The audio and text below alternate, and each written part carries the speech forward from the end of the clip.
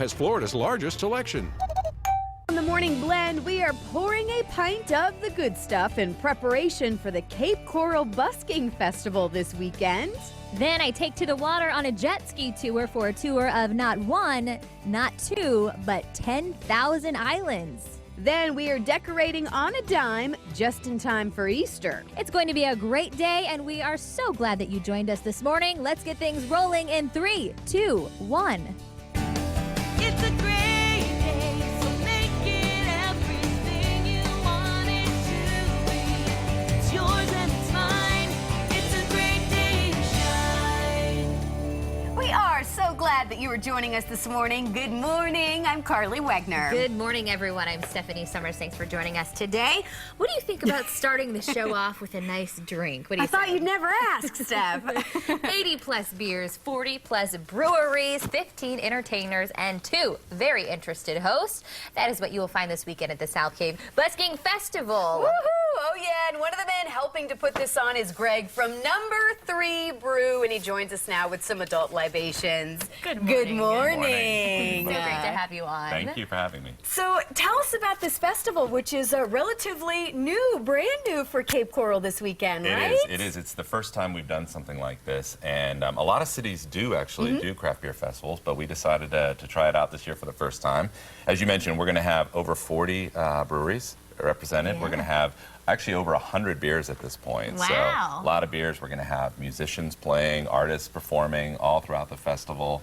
We're going to have 5 food trucks, so it really should be a good time. Yes. Over 100 brews. So you brought some samples with you today to kind of did. help us determine which is going to be the best pick. You got some suggestions, right? I did. What I did was I tried to get a representative sample of some of the beers that we carry in our store and some of the things we're seeing stylistically. Now, I have to say, this is probably the most popular beer, Last Snow. That one right here with Yeah, the blue label. Stop the camera there. Exactly. When we get this one in, we tend to sell out of it very quickly. And, What's the deal? How do you describe the flavor? Well, I guess if while we chat about it, maybe we can go ahead and pour. Absolutely. Can we ask you to pour one up for I'd be us? happy to.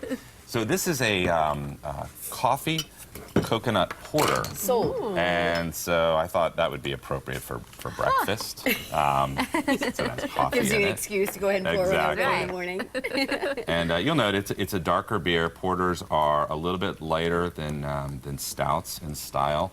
And then the infusion here of Is there coffee. anything you can compare it to that you do people would smell be that familiar coffee. with? You know, Guinness is always like that heavier taste to it. Is Yeah. it heavier like that? It is not a dry Irish stout, which is what Guinness is. So this beer actually is a little sweeter Ooh, very than tasty. Guinness. Yeah, It is. It's good. Yeah. People love Very it. good. I get the coffee Are flavor. you seeing too. more women come into the craft beer We are. scene too, as We are. well? By the way. You know, when we were opening Number 3 up, we did a lot of demographic research on who our clients were, and I think people thought it's all, you know, men over 40, and the fact is, it is now 15% of the market is actually women who are drinking craft beer. And it's growing. Cheers to and that. growing Yeah, rapidly, right. yeah. Steph, cheers. Yeah, and it also tends to start much earlier than I think people expected. I think because there's more variety out there, people are coming in and expecting lots of variety. And Okay, explain what busking is. I had no idea what this term Right, I'm was. right Where there does with this you. come into the festival? so busking is actually street performing. It's when an artist or musician usually sets up on a street corner or sometimes in a subway and they perform for tips.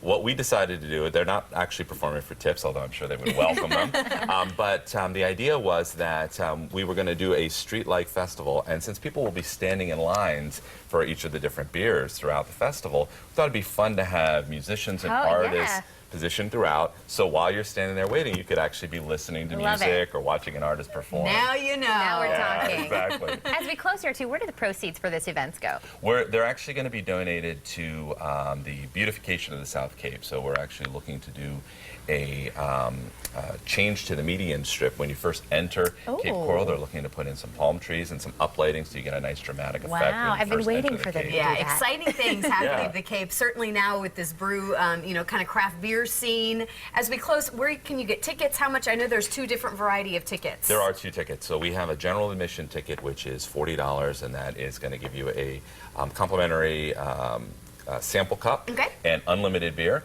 If you do the $100 ticket, which is for the VIP tent, you'll receive a seat under the VIP tent.